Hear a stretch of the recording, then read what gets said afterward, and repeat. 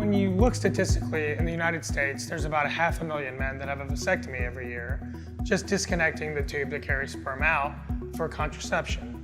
About 6% of those men are going to change their mind sometime in their lifetime, decide for whatever circumstance that they want to have more children and build their family again. Christy and I got married and I already had 2 kids. She was an incredible stepmother, but we decided that we wanted to start our family too. So we're very fortunate to have patients come from all over for robot-assisted vasectomy reversals here at St. David South Austin Medical Center. And we actually, as of now, have the second highest volume of cases that have been done here in the United States. So when we're talking about doing vasectomy reversals, they're technically challenging, very meticulous operations that take a very high level of training and a lot of practice to get very good at.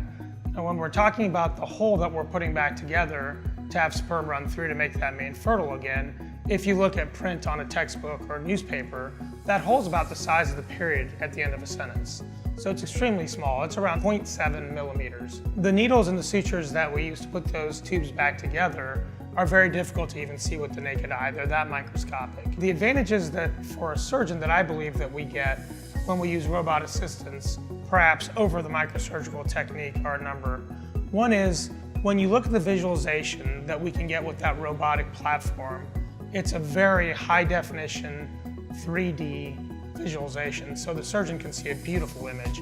It's very sharp. I personally feel like I can see better with the robotic device than I can with the microscope. Another one of the nice advantages of the robotic technique is when you're operating with instruments with your hands, the human hands and wrists can only make so many motions and movements. The robotic microscopic instruments have what's known as 7 degrees of freedom. That means they can make twists and turns and moves that the humans can't under the surgeon's control. So it becomes a much more delicate operation that you can move much more fluidly, much more seamlessly, because that robot offers you a lot of those advantages.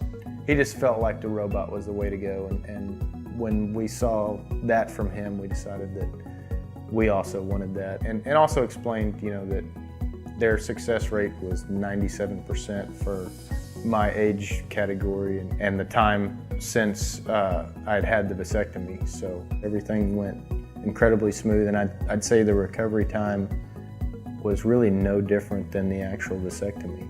Yeah, that looks good. We went and turned in the sample the first time 6 weeks later approximately. They said everything was good, and then scheduled another follow-up appointment 6 weeks out.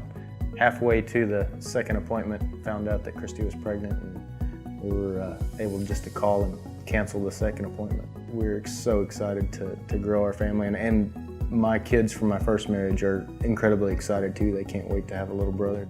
There's a joy that we get from doing these procedures together, from helping people, and we have our own special little niche with the male fertility and helping people complete their families in a way that nobody else is doing, really.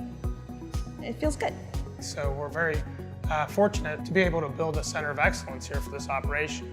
And by doing so, really the reputation has grown a lot, and we're getting patients from all over the country and even internationally that are coming here for this operation.